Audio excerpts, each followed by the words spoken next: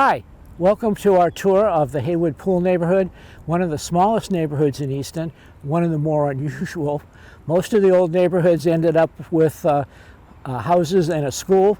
This one ended up with plenty of houses first, or 8, and didn't get their first school until 1967 when the regional school opened.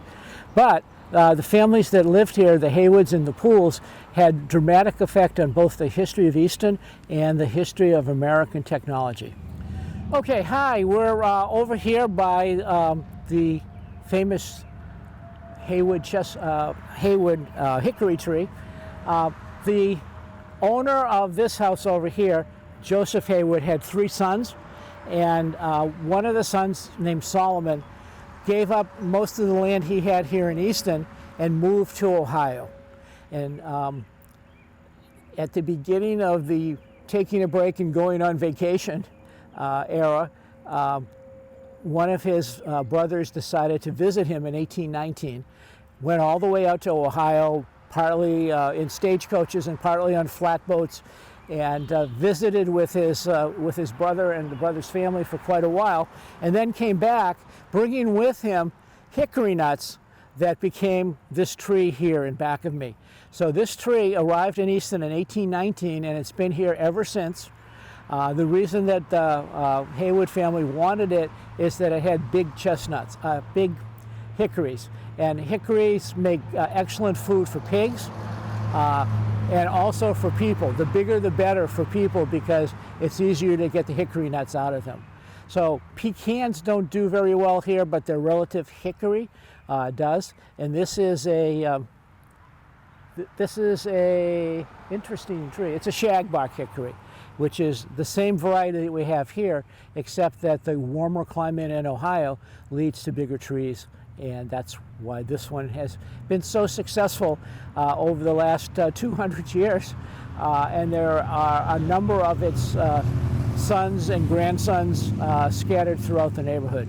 In 1713, the original Haywood, Edward, came here. This house was pretty much where this one is.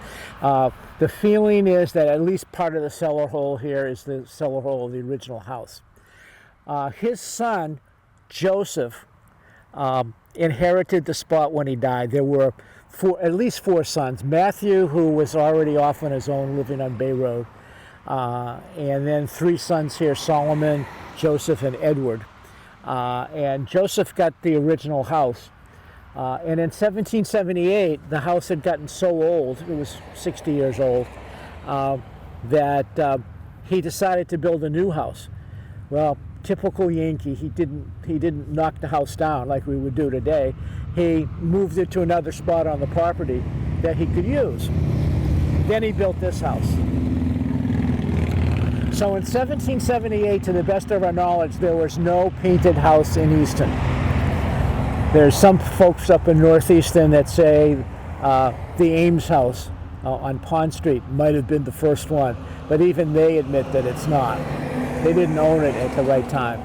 So this house was painted red, which basically meant mixing rust up in white paint. And they painted the house, and it was red for about 200 years, and then somebody came along and bought the house and painted it white. And then it was white for about 20 years, and everybody in town still called it the Red House. So when you gave directions in this part of town, yeah, from the Red House, you do, and the people, what? What Red House? There's no Red House down here. But it's red again. It's currently owned by one of our selectmen, who's done a really nice job of fixing it up. So 1778, it's probably on the original route of Turnpike Street, Foundry Street, excuse me. The road from West Bridgewater, Foundry Street over there, came here, and there was no reason to go any further until 1713. So when the house was built here, they extended the road as far as here. Foundry Street didn't go any further until 1782, when they extended it down to what's Pratt's Corner. It's where the lights are down below here. And it was even further in the future to connect it up with Five Corners. So that's the original road. That's now Morse's Road. The trick here is that it's wet in back and it's wet in front. You just had this little ridge that you had to work with to come through. So the red house really was almost like the last house in Easton before you went into Rainham, and the family was particularly active. They made charcoal, and that was probably one of the big industries in Easton in the olden days. But typical of the Haywood family, when other people gave up making charcoal, they continued to do it because they found a special market for it. They were really good at that. And the market was, they sold their charcoal to people in Mansfield and in Braintree and other parts of Massachusetts that made chocolate. You couldn't use coal to melt chocolate because the coal smell got into the chocolate and it would be terrible. So they made charcoal for the various chocolate industries around here. And what that did was require them to hire extra hands. And many of those extra hands were French-Canadian people. And they would come down here in the wintertime and chop wood, and then when they actually made the charcoal, they had to be out in the woods around these charcoal pits 24/7, because the way you made charcoal was you piled up the sticks, you covered it with dirt, and you lit it off. And if it burned through the dirt, you wouldn't have charcoal anymore. So they had to watch it all the time and patch up the holes, and it was a big deal. If we went out into the swamp and looked really hard, we'd probably find the remains of some of these charcoal pits that people used over and over again. So this became a center of places. The guys that were working out in the woods would have shanties, but in the summertime when the help was here, they would actually live in the barn and take their meals in the red house. And they play checkers and do all the things. Some of the families stayed. The Fountain family stayed and became a staple in the neighborhood, not only working for the Haywoods but also for the Pool family. We'll talk about that in a few minutes. The stone wall here is one of the older ones in Easton. Most of the stone walls that we have in town are not that old. They're 19th century stone walls, but this one matches the curve of the road. It fits the pattern of the house, so we probably can say that this is an 18th century stone wall. All right. Ultimately, what happens is that Edward's son Joseph, who built the house, passes away and leaves it to his son George. But nobody called him George. His name was George Washington Haywood, and everybody called him by his middle name. They called him Captain Washington. And Captain Washington became a very prominent figure in town. He was a selectman and on what passed for the school committee at that time, et cetera, et cetera. And he did a lot of good things for people. One of the good things was he, as a select person, he was in charge of the poor people at the Poor Farm down in my neighborhood. And he took a little boy who was 7 years old and brought him up here and settled him with one of the other families who were shoemakers. And the young man learned the shoemaking trade and was able to get off on his own and support the rest of the family who remained at the Poor Farm. He later on went on and became one of our longest serving young men in the Civil War. And ultimately, he died in a veterans hospital out in the Midwest.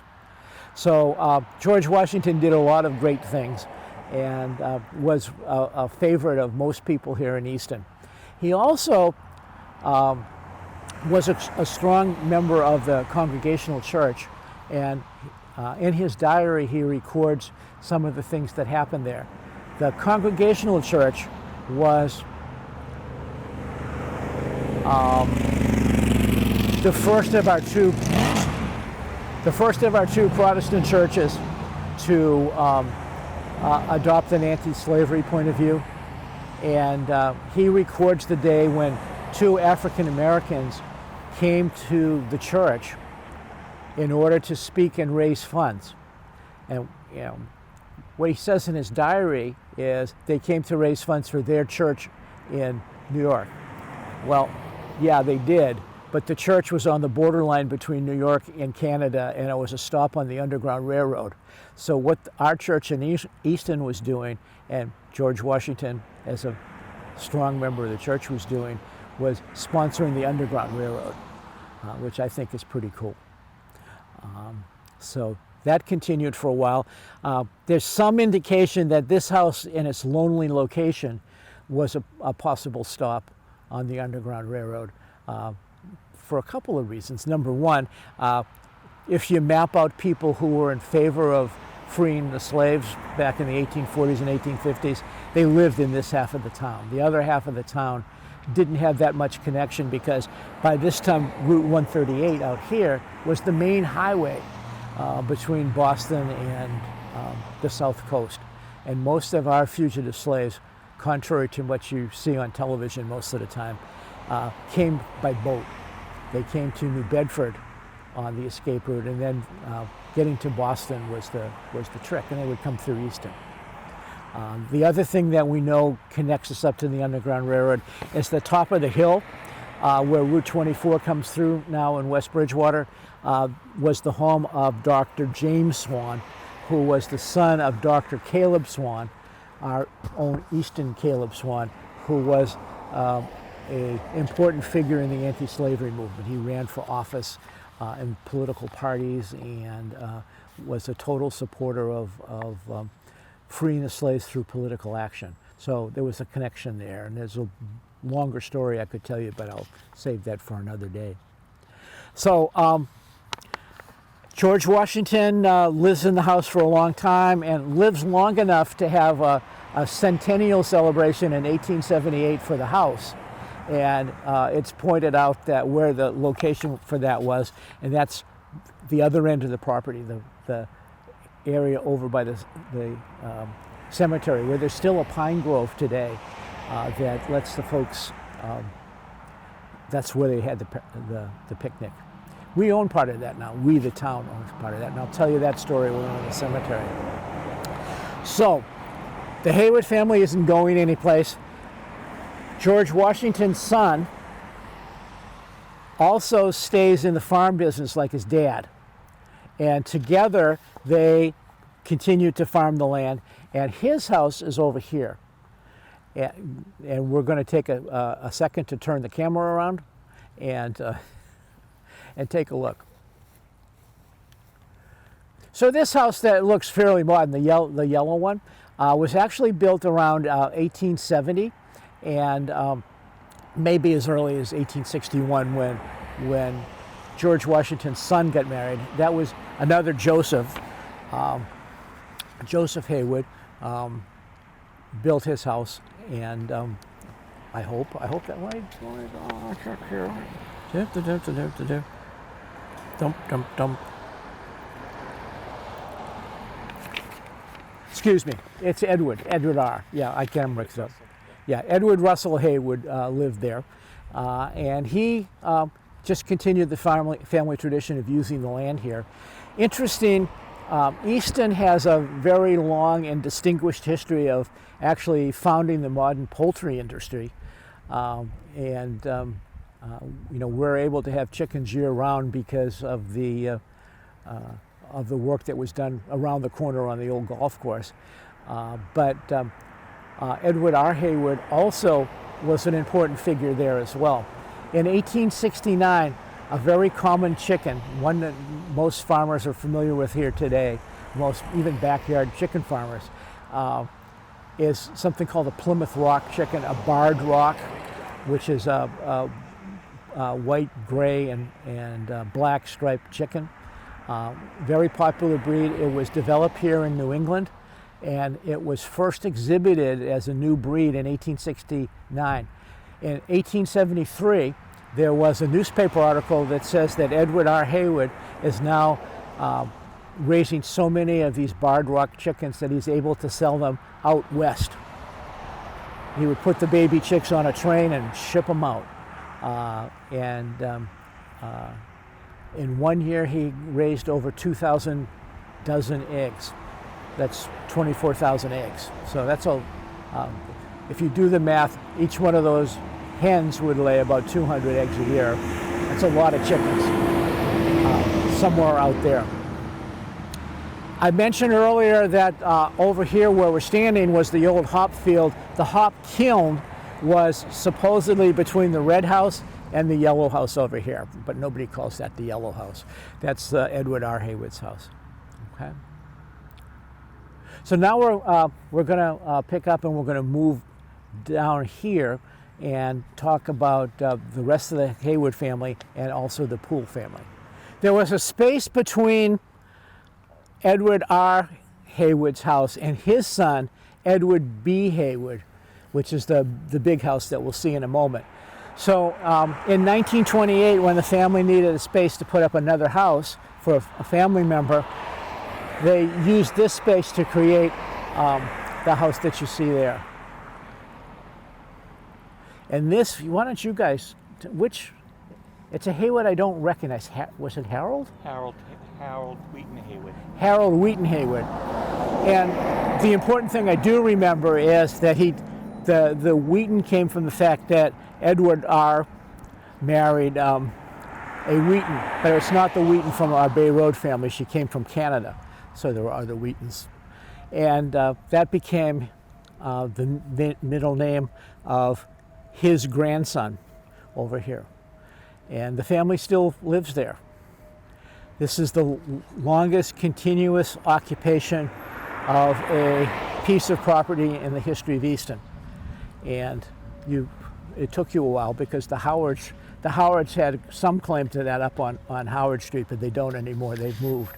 So we have one relative here, and we had. Am I trying to cross the road? I don't know.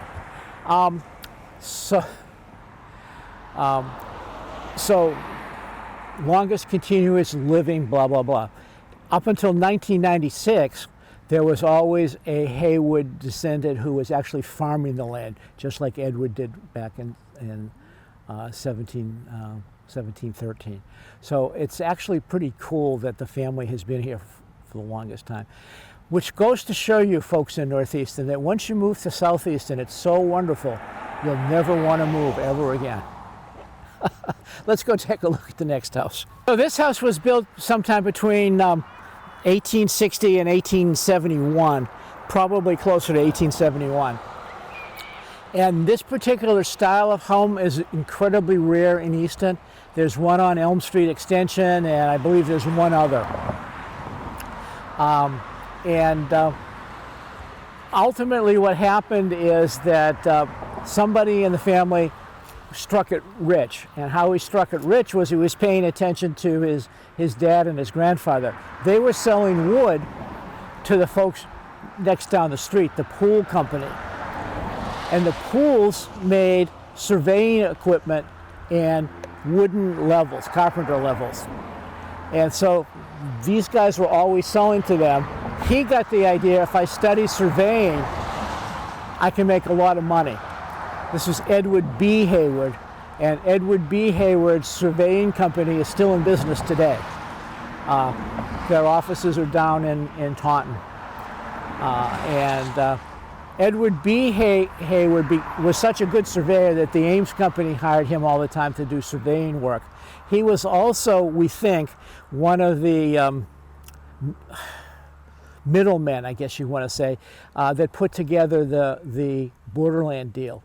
Because Oakes Ames, who ultimately lived at Borderland, knew that if he started to buy land up there, everybody would charge him more money because he was in Ames. So they hired people like Edward to go out and say, oh yeah, you know, are you willing to sell a part of your farm? Blah, blah, blah, blah, blah. And so the land passed from the Haywoods to the Ameses to the state of Massachusetts. We're lucky to have it. The only part of that story is that a couple of people refused to sell, and until after Oakes Ames died in 1950, there was a small chunk of land in the middle of Borderland that didn't belong to the Ames family. And then what happened was Blanche basically said, you know, this feud has been going on for too long. Let's get it settled. And within a year or so, she had it settled, and Borderland became. So this is a particular style. It's a stick style. It's a some people call it Princess Anne style, but it's a very, very unique architectural style, and it's very, very much out of place here because most of the other houses, even for people like George Washington, Haywood, they were relatively wealthy for their time. The Pools were even more wealthy for their time, and they're living in Cape Cod houses. This is just a beautiful statement house, and I'm glad he put the money into it because it's gorgeous. Here it is almost 150 years later. So the next house, so this house was built in 1810. It's a Cape style, and one of the things that we're always trying to do is find a way to date Cape Cod houses from the original style. And the theory here is that the older the house, the smaller the space between the top of the windows and the eaves of the house. So this is 1810. There's beginning to be a space. The reason for that was that in the 18th century, ceilings were much lower in order to keep the fireplace heat in. But by 1810, these houses could have stoves. And as a matter of fact, one of the people, one of the Haywoods, who lived in the red house was the inventor of a fission stove. It's actually still in the house, they tell me. I've never had a tour of that house. I'll have to talk to Jamie about that. But there's a stove in there, and they were much more efficient in heating the houses. And you could also tell that the chimneys would be smaller. And this one doesn't have a chimney at all, because that's pretty much a commonplace of houses today. So there's not much to say about this other than it's an interesting stylistic piece. It's a Haywood house, continued farming and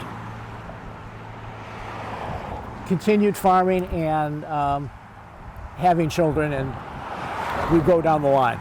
Okay. Now we're going to be moving into the zone of other family. In back over here is what's called the Little Cedar Swamp, and as I said, this is a ridge between this and the Great Cedar Swamp down here. And I'd love to get you a picture of it. Normally what we would do is we'd walk to the back of the cemetery and shoot across there. Looking across from the cemetery, which is at the other end of this low spot, it looks like the Great Dismal Swamp. It's fantastic. It's starting to grow in, and in the next 50 to 75 years, the land at the other end, away from the bog, will probably be dry enough that they'll be putting apartment buildings on it, because that's what we do here. Cranberries grow wild in New England, and the Indians and the Pilgrims all did that. And then in the 19th century, people began to build bogs. By the end of the 19th century, there were a lot of cranberries here. You can see, look at this. This is the view right here too. Yeah. Across the, this is the sorting building, I guess. So it's hard to believe that's in Easton. I think that's a good spot for apartments, don't you? No. Yeah, I'll move down south. Yeah. And by the 1890s, somebody came up with the brilliant idea of gathering all the individual farmers together. He was a lawyer here in Easton. His name was Marcus Uran. And Marcus Uran got farmers to agree to form a cooperative. And the cooperative became Simpson Springs, Ocean Spray. It became Ocean Spray Cranberry. So the guy who started Ocean Spray Cranberry lived here in Easton. And that's another claim to fame for Easton. It started right here. So this bog was in operation by 1910, and that's great to see that it's being dug up and replanted with hybrid vines that will produce more cranberries. And the Ocean Spray Cooperative is still in business today, and they actually hire scientists to try to find more uses for cranberries. So there's the cranberry juice, but there's such things as cranberry ketchup and all of that sort of stuff. This is the cranberry bog right here, and the reason that it's here is it's a low spot, and there's a natural supply of water that comes in from this from the left-hand side of the screen here. So there's a retaining pond over there. The water comes through here. If there's a flood of water, it can be drained off into the other side of the swamp. So it's almost ideal for cranberries. There used to even be a little miniature railroad here to haul the cranberry boxes from the bog up to the sorting house. That's the story of cranberries. Incredibly valuable, less so now because there's more competition in the cranberry business. But in the olden days, cranberries were like gold. The only problem was it was very expensive to start one of these bogs. We looked into that at the NRT at one point, remember, and it was, geez, to just have a little bog that was a few feet wide was hundreds and hundreds and hundreds of dollars. So we didn't do it. Here we are. So this is the Harrison Pool house. And Harrison Pool was a member of the third generation of the family to live here. Back in 1795, Samuel Pool moved over here with his wife from Abington. We have no idea why. Was there some connection to the Haywood family? Was there just a notice that land was available? This was originally part of the land that was owned by the descendants of Edward Haywood. And they may have decided when Solomon moved over to Mansfield that this would be the part that they sold off. But originally this house that's been modernized-ish was probably a very similar house to the ones that we see here and here, the little Cape Cod cottage kind of a house. But in the 1860s, Harrison Pool, the man who lived here, got married, and he was not only working for the family business here, but also selling insurance. So he probably had a little bit of money on the side, and he refurbished the house.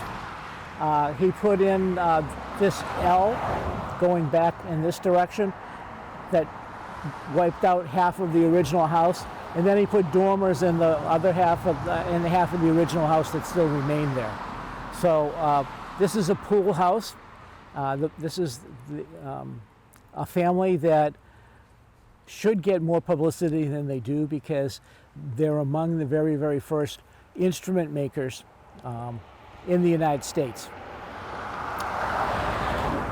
There was a generation of instrument makers in the late 1700s who started the business, but the start of our high-tech industry in America are these guys that are making precision instruments in order to survey property. And everybody wanted to survey property because buying and selling property was the big recreation back then. So you needed to know what your boundaries were.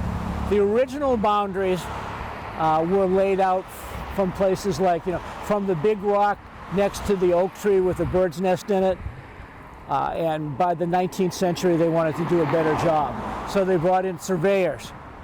Lots and lots of young men started their careers as surveyors. There was a guy in Illinois named Lincoln who started his career as a surveyor. And more important for us here in Massachusetts, there was a guy named Henry David Thoreau who started his career as a surveyor. And the interesting thing about Thoreau is research indicates, but hasn't proven 100%, that he probably used a pool surveying instrument. And that's, I find very, very cool. The pool instruments were compasses, and they had to be meticulously engraved, which involved making a lot of high-tech equipment to do the engraving and make each degree exactly the same as all the other degrees in your compass or your theodolite or your whatever surveying equipment there was. Those were very expensive equipments. Some of them cost as much as $500. So that would be like, for a young surveyor, that would be like buying a computer today.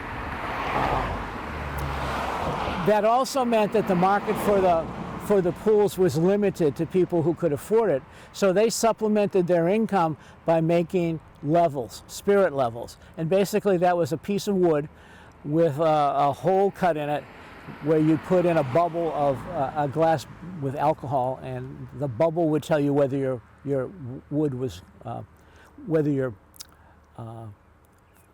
level was level, okay? The longer that you made them, the more accurate your level would be. But the longer that you made them, the more clumsy there were to make them. So they made them in varied lengths, and they made hundreds of them. So today, if you wanted to get a level, which could still work because all the bubble has to do is go back and forth, you could pay maybe $100 and get a pool level that's over a century old. We have a collection at the Historical Society, and the biggest collector in the country is a man named Bob Vogel, who lives on the other side of Easton. The family has been written up in various tool magazines. They're very, very important historically. And ultimately what happens is they start off with two brothers. Horace, who was the younger brother by 7 years, and John Jr., who was the older brother. The feeling is that John may have drunk a bit, and eventually the family business broke up. Horace was the serious one, John was less so. So let's finish that story down the street when we can step away from the road a little bit. The interesting thing is that eventually what happens is that the two cousins get back together. The son of John Jr. and John Murray, well actually they're not cousins, they're brothers. They got back together and began to do what they were doing down below here, which was making thermometers and making barometers. So the rarest pool instrument that you can buy today, and it will cost you several $1,000s, is a pool barometer, because there were so few of them that were made. They made hundreds and hundreds of thermometers, but barometers were much rarer. So if you're researching the instrument business, the ones that were made here are called mathematical instruments, and the barometers and thermometers which were set up to measure the weather are called philosophical instruments. So if you look at the census records, here in Easton we made both philosophical and mathematical instruments, but what they were thermometers and surveying equipment like you see the guys using today. So this is the Horace Pool house, right? Horace. And I missed the house. We didn't miss it, we took a picture of it, but I missed saying anything about the Hollises. And they were back there, right? Yeah. Alice House. What? Alice House. Yeah. Yeah. They were the last, Herrick Hollis was the last descendant of Edward Hayward to actually farm the land. And they used to have a farm stand across the street over here. He died in 1996, and his wife Virginia, or Ginger as everybody called her, lasted until 2019. She's only been gone for 4 years. So they were very nice people, and would oftentimes give you a tour of the house. This house here belongs to Horace Pool, and Horace Pool was the guy in the instrument making company. Yeah. So between here and here is probably where the instrument company was. Although, as I'll show you when we, I'll show you. We're not going to go all the way down to the last house because it looks like this house, basically. Anyway, Horace Pool was the man behind the instrument company, and when the brothers split up, John, the older brother, moved down the street to the intersection of 138 and Foundry Street and opened another company. It didn't rival his brother's company. Even though there's a couple of compasses with his name on it, almost all the really expensive surveying equipment was made here, up on Foundry Street by Horace. And then the family split was apparently an amicable one, because John Jr., the guy that moved down the street, took his son Charles with him, but left his other son John Murray here. John Murray eventually inherited this shop and kept it going until 1904 when he passed away. Horace Poole died in 1878, and that was pretty much the end of the heyday of the Poole Company, because by that time there were much larger companies like, if you're a surveyor fan, the Gurley Company did a lot of instruments, and then the Stanley Tool Company, which we all sort of recognize, came along as competition, and it was just too big for them. Ultimately, the other thing we should mention here is that the son who should have inherited this part of the property was Horace Franklin Poole, and Horace Franklin Poole unfortunately was captured during the Civil War and went to the Salisbury prison camp, which was not the worst Southern prison camp. I've got pictures of them playing baseball, but they didn't get enough.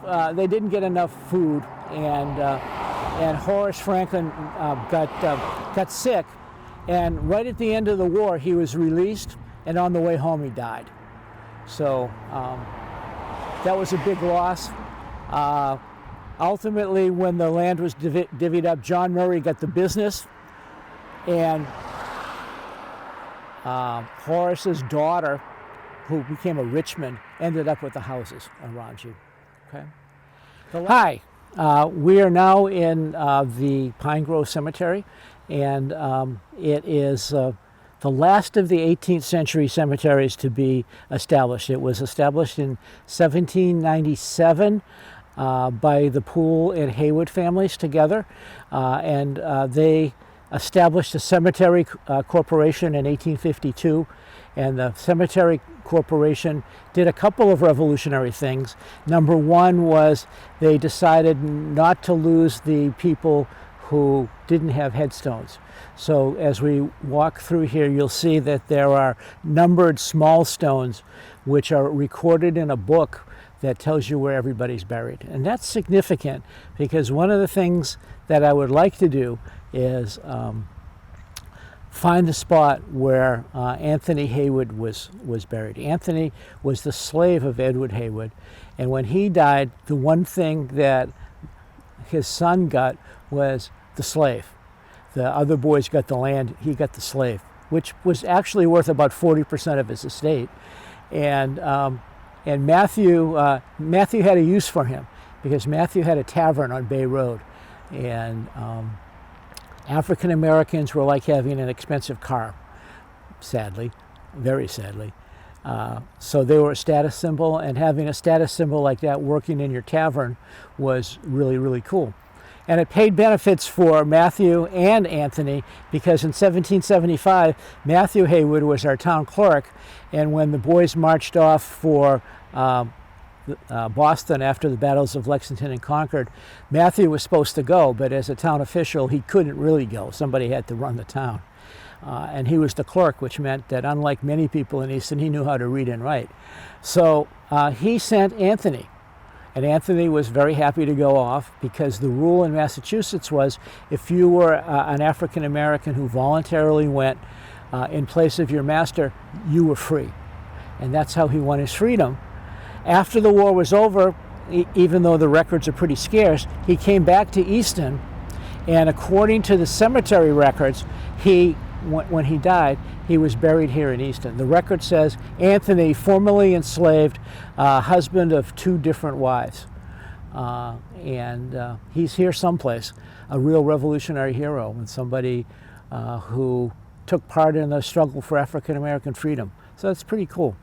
So the cemetery, you would think, was simply all pools and Haywoods, and there's certainly a lot of them here. But in 1852, they formed a cemetery corporation and began to sell lots. So there were a number of families here, the Pratt family, et cetera, the Randall family, all have folks that are buried here. While it is not old enough to have a lot of fancy slate stones, it does have a great mix. It runs the range from slate stones, which are the very first stones we had here in Easton, all the way up through the current preference for granite stones. The one mistake people made was to, in the 19th century, because there was this kick, everybody wanted to be Greek, because the Greeks were fighting for their freedom and we were fighting for our freedom, and so there was a big rage for Greeks, and so everybody wanted a marble headstone, and the marble headstones haven't stood up very well, as we'll see in a second. So let's walk down this way. I'll quickly point out a few of the interesting people that are here.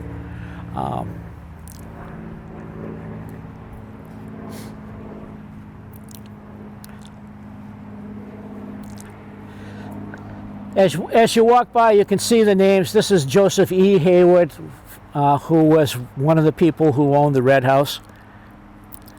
And sometimes it's fun to read the inscriptions. And the problem, of course, with marble stones is acid rain erases the engraving over the years and makes it tough to read sometimes. But these stones, with the shade from these beautiful old trees, have stood up pretty well. I do want to say, as I say, anytime we visit a cemetery, we had a wonderful retired person named Ferris Bliss, who just retired from being retired, who came to every single graveyard in Easton and repaired the ones he could repair and cleaned the ones that needed to be cleaned. So the stones that are hard to read are stones that have picked up wear and tear in just the last 4 or 5 years. So it's kind of sad. We're not going to be able to save a lot of these beautiful old inscriptions in the long run.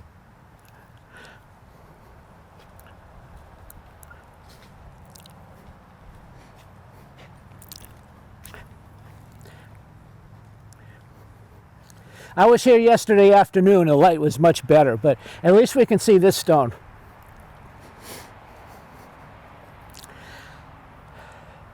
So pretty clearly, when George Washington Haywood died, this was his stone. And you can also see, if you look carefully at it, there was an inscribed fern leaf, and there was probably some other inscriptions here. And this began to wear away.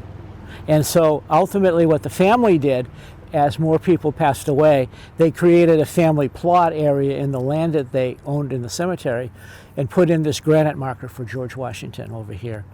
So here he is, 1807 to 1880. His wife was a Pratt family, which they have their own cemeteries in other parts of town. They were very prominent as well. The one thing that I would criticize the Cemetery Commission and the veterans in town are some of the flags are in the wrong place. To the best of my knowledge, Deborah Sampson was the only local girl who fought in the Revolutionary War, but I noticed a flag yesterday that is in front of a woman's gravesite, and it wasn't from World War II. One of the families that lived in the area just down the corner at the intersection of 138 and Foundry Street were the Gilmores. And the Gilmores were related to the Ameses by marriage.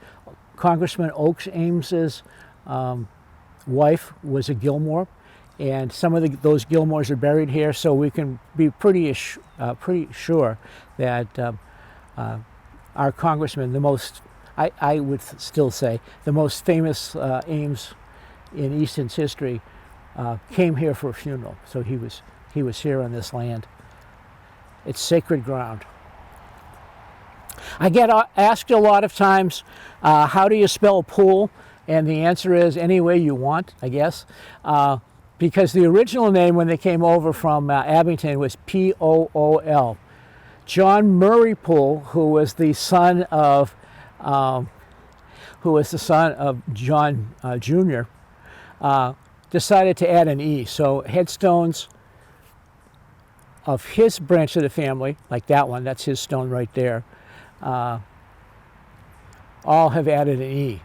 And when I was growing up, the pools in town used the E, but it wasn't what they had originally.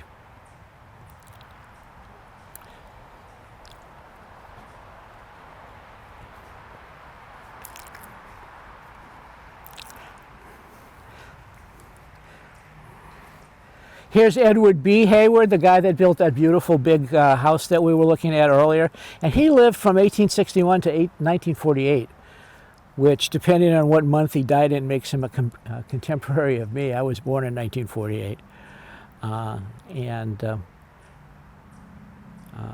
You can see this is a nicely inscribed granite stone.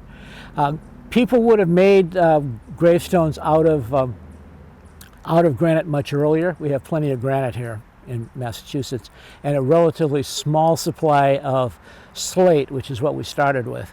Attleboro, our neighbor, has slate, and that's where many of our headstones came from. And marble had to come all the way from Vermont, but it took a while to develop tools that were strong enough to carve granite.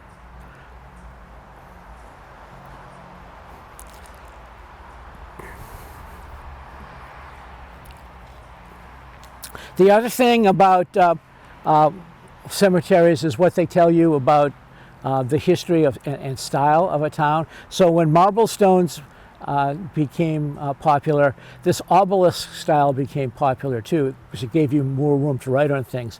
Mr. Lothrop here apparently didn't have much to write about, other than he wanted to show you where he was going, and the hand is pointing towards home, up there in the trees with the squirrels. You can see that for the most part there's 500 burials here, believe it or not. Not all of them marked with stones, but the conditions of the stones as far as being vandalized is very, very limited. Many of the stones that you'll see that are broken or tipped over are the result of the fact that we have frost heaves, and once water gets in a crack in a stone, it forces it to open. So unlike many of the graveyards in town where there was vandalism, there hasn't been a lot here. And no, the answer is this cemetery, like all the other cemeteries in Easton, is not haunted. If you want to find ghosts in Easton, don't go to a cemetery. Okay, they're wonderful, quiet places to reflect, but no ghosts. So this is Daniel Gilmore, son of Joshua Gilmore. He, I believe, was Oak James's brother-in-law. And you can see they spent a lot of money to get a big slab of marble, but they didn't leave much information on it.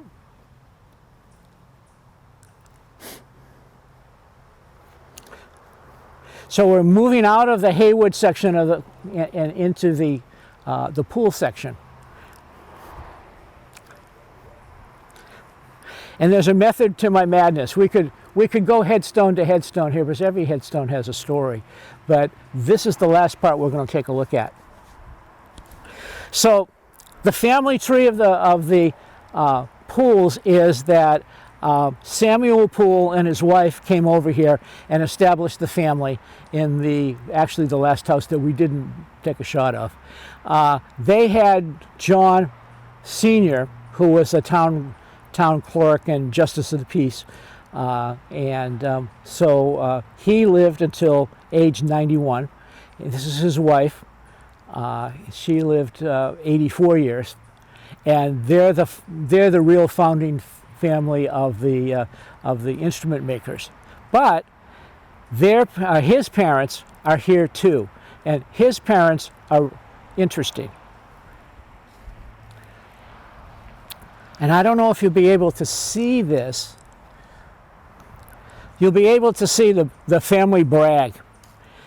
It says here, sacred to the memory of Samuel Poole, who died 1830, age 94 years. And then it says underneath, instead of, glory be to God or hallelujah, I've gone home or whatever, it says his descendants were 19 children, 72 grandchildren, 100 great-grandchildren, and 7 of the 5th generation. Okay. He was outlived by his wife. Not to be outdone, she did the same thing when she passed away. And hers is a beatdown. It says her descendants at the time of her decease were 10 children, 72 grandchildren, 215 great-grandchildren, and 17 of the 5th graduation. So in the 5 years between when they died, they had 10 more great-great-grandchildren. This is the only stone in Easton where they brag on their family genealogy. And it shows you how big the families were in the 19th century.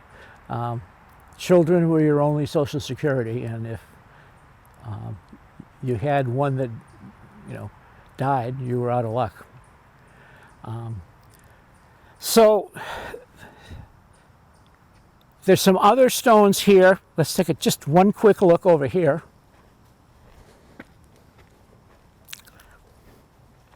This is a favorite one because, unlike a lot of the marble stones, the slate stones tend not to wear away as fast, and so this is a relatively early one. I would imagine that Mrs. Olive Pratt bought her stone much closer to the year 1800 than 1833, because by 1833 everybody was using these marble stones, but she didn't. She had a lot to say, and it says, unto the partner of her youth she was a friend most dear, a mother's words cannot speak her worth. Her maker she did fear, and through her body sleeps in dust, we trust her soul has gone to rest, realms of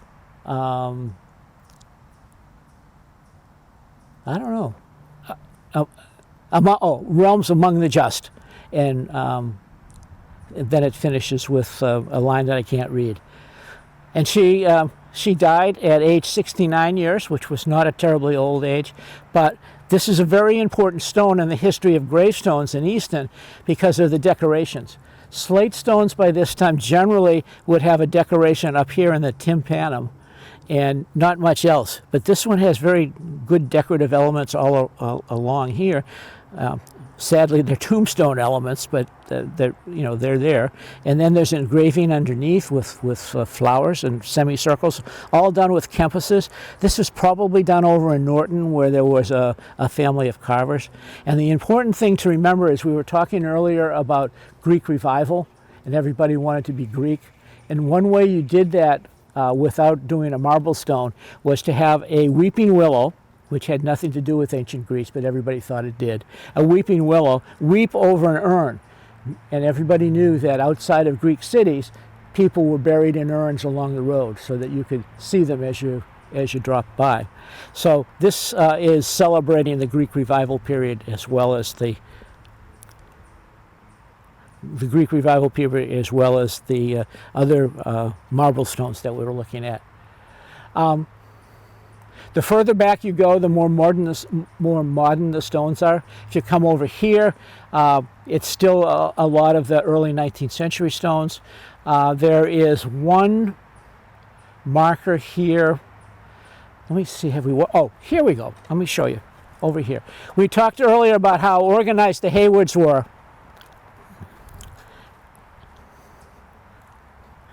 And in the book, that Hal was the last member of the family to have the book. I think you turned it over to the town.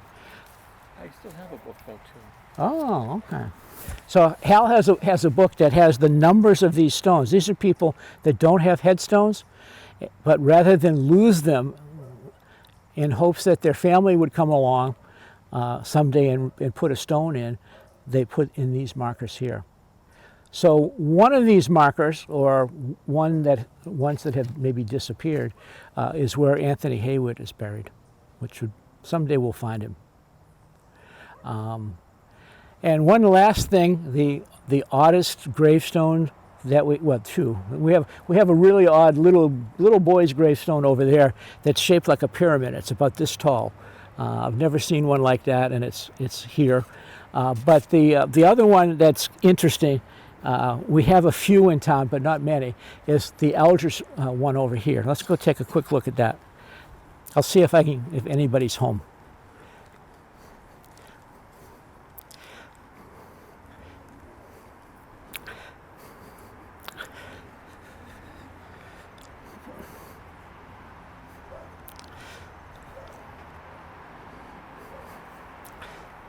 Oh, look at this hill. Is it open? Did it fall through? It did.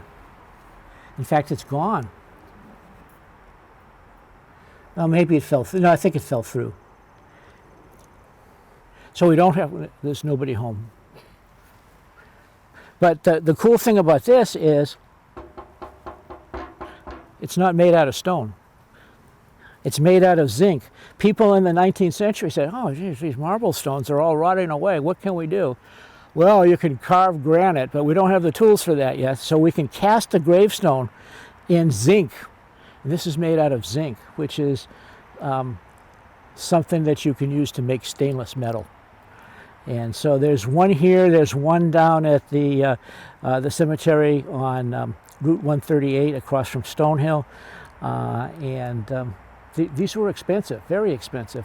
The Alger family lived around the junction of 138 and Foundry Street and had a big farm there, and they were relatively famous in their time. So this part of South Easton has a few historic houses still. We saw a number of them today, but the ones on Turnpike Street are hard to find out which is which and how old they are. The town is still looking to do that because we're trying to record all of our 19th century houses, and it's been a real tough job. Nobody had street addresses until the 20th century unless you were in North Easton. So, and just wrapping up, this is a beautiful cemetery. It was well maintained by the families that established it, and it's well maintained by the town today, which is surprising because there are over 30 cemeteries in town, about 25 of which are town cemeteries. So there's a lot to maintain. With that, I'd like to thank you all for following along and hope you enjoyed the tour. Thanks.